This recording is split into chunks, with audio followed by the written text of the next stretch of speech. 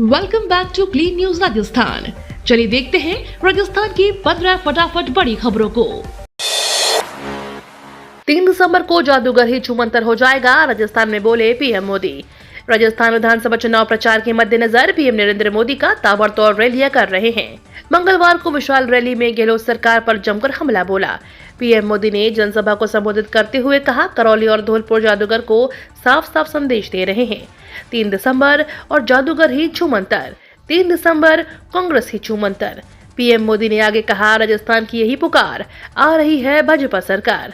माताएं बहनें राजस्थान के भाग्य बनाएंगी। राजस्थान में बदलाव होने जा रहा है। मेवाड़ के मन में राजस्थान के परिवर्तन की भावना नजर आ रही है। राजस्थान में जाति जनगणना नहीं करा सकती कांग्रेस।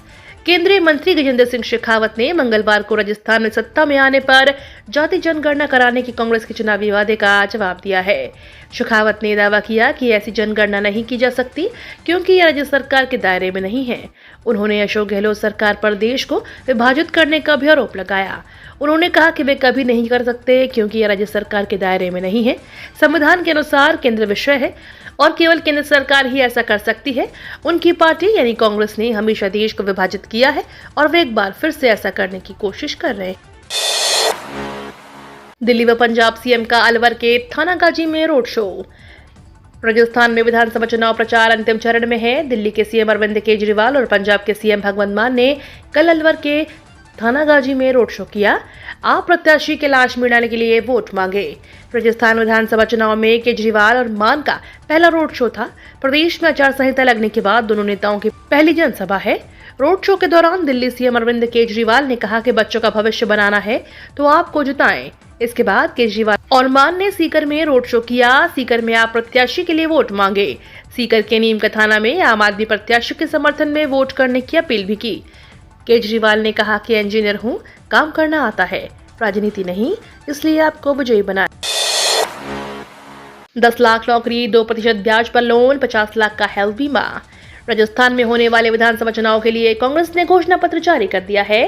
कांग्रेस अध्यक्ष मल्लिकार्जुन खड़गे ने राजस्थान के मुख्यमंत्री अशोक गहलोत, कांग्रेस के राजस्थान प्रभारी सुखजिंदर सिंह रंधावा और कांग्रेस के प्रदेशाध्यक्ष गोविंद सिंह डोटासरा की मौजूदगी में कांग्रेस का मैनिफेस्टो जारी किया। राजस्थान में सरकार बरकरार रखने की कोशिशों की जुटी कांग्रेस ने अपने घोषणा पत्र में जनता से कई वादे किए। कांग्रेस चीफ मल्लिकार्जुन खड़गे ने कहा कि राजस्थान में हम 5 साल में 10 लाख नौकरियां देंगे, उनमें से 4 लाख नौकरियां सरकारी होंगी।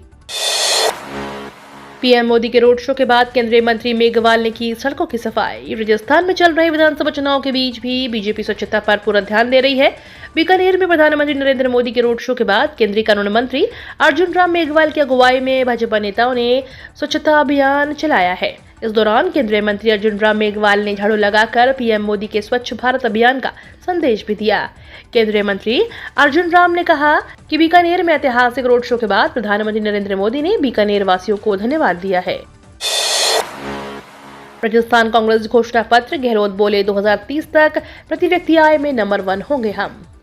राजस्थान कांग्रेस ने भी कल अपना घोषणा पत्र जारी कर दिया है। कांग्रेस ने अपने घोषणा पत्र में अगले 5 वर्षों का एजेंडा पेश करते हुए इसे नए राजस्थान की संकल्पना बताया है। सीएम अशोक गहलोत ने कहा कि हमारे घोषणा पत्र में पूरा फोकस सामाजिक सुरक्षा पर किया गया है। वहीं कांग्रेस अध्यक्ष मल्लिकार्जुन खड़गे ने कहा कि राजस्थान कांग्रेस का मजबूत गढ़ है। गहलोत सरकार ने बीते 5 वर्षों में 95% वादे पूरे किए।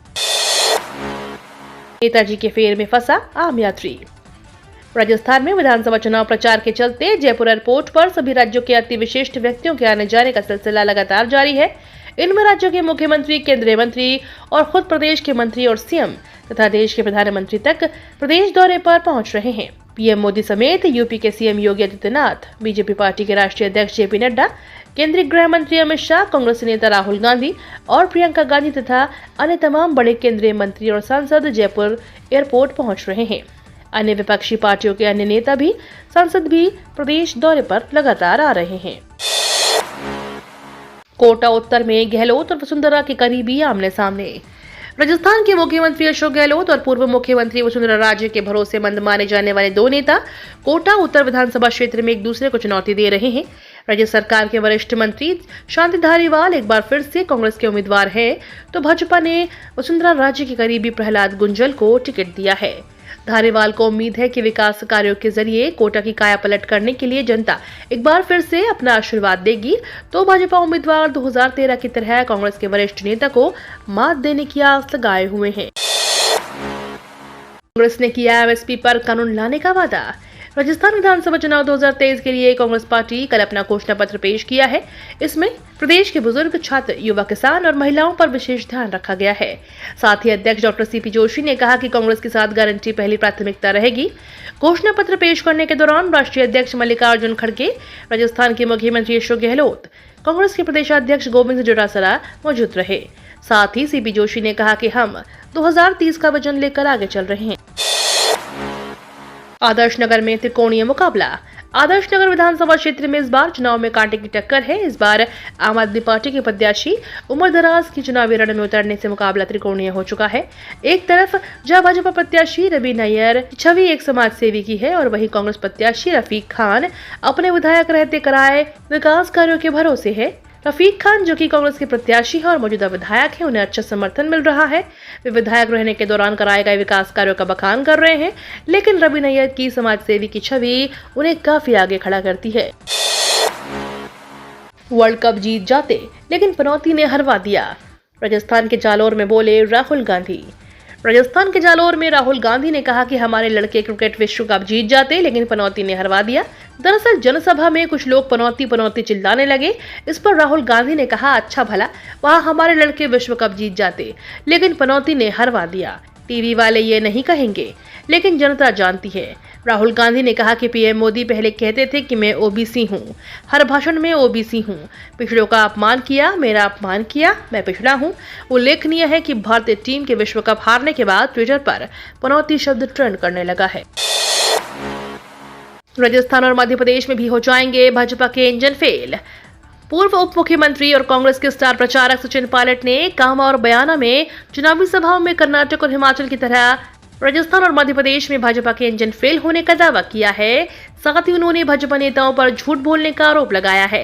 कामा में ऐतिहासिक लाल दरवाजा पर हुई सभा में पूर्व उप मुख्यमंत्री सचिन पायलट ने भाजपा सरकार पर जमकर निशाना साधा और जुमलेबाजों की सरकार बताया। पायलट ने कहा कि भाजपा हर बार डबल इंजन सरकार लाने का ढिंढोरा पीटती है। उनका यह दावा कर्नाटक में फेल हो चुका है, हिमाचल प्रदेश में फेल हो चुका है, दोनों इंजन फेल हो चुके हैं। अब आने वाले दिनों में मध्य प्रदेश और राजस्थान में भी इनके इंजन फेल हो जाएंगे। गहलोत को जादूगर नहीं मानते पायलट।